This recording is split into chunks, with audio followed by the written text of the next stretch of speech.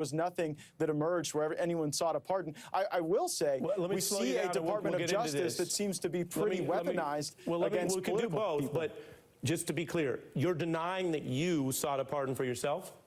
Yes, that's correct. Here's some of the under oath testimony from Trump insiders, and I know you've maintained a strong relationship with Donald Trump, but basically, we've got multiple people, the director of White House presidential personnel, who's a Trump loyalist, a lawyer, Eric Hirschman, Cassidy Hutchinson famously. We could put this up. They all testified under oath that you specifically requested a pardon. And I'll play a little bit of the sound on this. Here was the lawyer out of these three discussing it in testimony. Take a listen. The general tone was, we may get prosecuted because we were defensive of the president's positions on these things, as broad as you could describe. From the beginning, I remember he's from the beginning of time up until today, for any and all things. You mentioned Nixon, and I said Nixon's pardon was never nearly that broad. That's some of the testimony. To give you the benefit of responding, since I have you here tonight, here's what some others said in the hearing, MTG discussing just generally that meeting, and then others describing that. Take a listen. Said we've got to have a meeting. There's many of us that feel like this election has been stolen. On December 21st, some Republican members of Congress met with President Trump in the White House to talk about overturning the 2020 election. Mr. Gaetz was personally pushing for a pardon, and he was doing so since early December, advocated for there to be a blanket pardon for members involved in that meeting. I want to give you the benefit of responding to it, but I also want to take this process seriously. So respectfully, you have individuals who are not known to be coordinating in any way. They all have their own counsel. They have an incredible legal liability if they lied about this. And multiple individuals, all of whom, by the way, Republican appointees, are testifying that in that period, after that December meeting, you, sir, requested a pardon for yourself and other attendees at the meeting. And so the question is, can you really say that all of them are committing perjury, lying on you, A, and B, if a pardon was requested, why not just tell us what were you worried about? What was it that you thought you or others might be indicted for?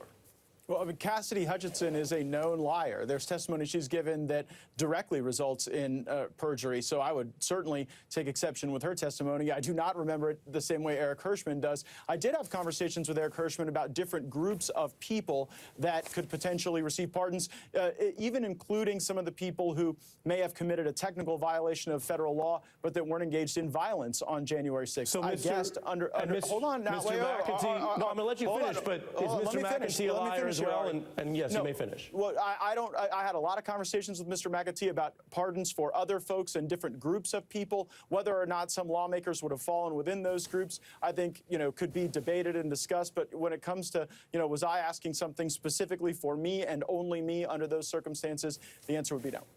Did you advocate a pardon for other lawmakers, to Mr. McEntee or others?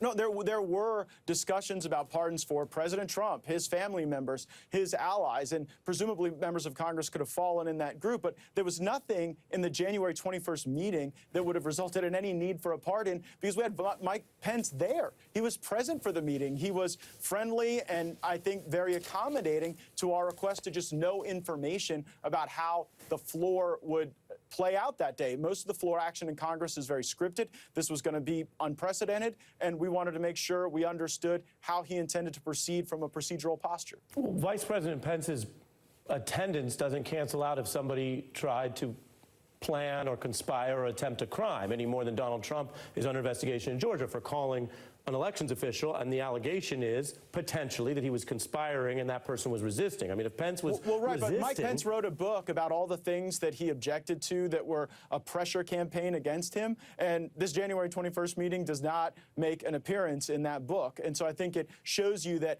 Pence did not view this as some sort of criminal pressure or some sort of attempt to view things differently. We obviously now know, with the benefit of time, that Mike Pence took a different view than some of the people who attended that meeting, and if that was some source of criminal behavior, I think you'd be hearing from the vice president that that was the case. But of course, it was more about process, and that's why it wouldn't ever have been the subject of a pardon request from anyone. The process, though, was still trying to overturn the lawful election of President-elect Biden. After the courts have been exhausted and after, of course, the Electoral College had voted, you and others, of course, then voted not to certify.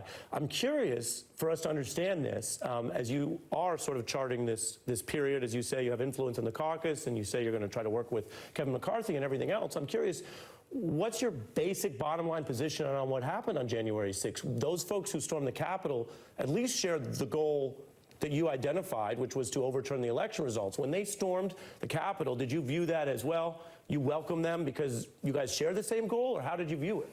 No, of course not. Our goal was to have a debate and a discussion. And it's really interesting when your network talks about this, you never seem to reflect on the fact that Jamie Raskin and Jim McGovern and Benny Thompson, all Democrats, were offering their objections to Trump electors. Matter of fact, the last Republican president to be sworn in absent some sort of Democrat objection to their electors was George Herbert Walker Bush. And so this is not some, circumstance where we were trying to overturn an election. We wanted to have a debate about election integrity.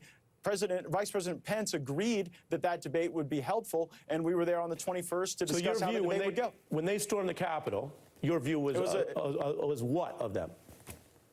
My view is that was a terrible day, and I completely oppose political violence. I love politics, but I'm not much for violence. So if this thing becomes violent, I'm not going to be very good at it for very long. So I have no love for anyone who would strike another, harm another for the sake of politics like that. So, Congressman, let's take what you just said seriously. You referred to the coverage of this, the network, and you referred to what we might call the legislative history or the precedent where there have been, as you accurately note, there have been certifications challenged before. But you voted to do that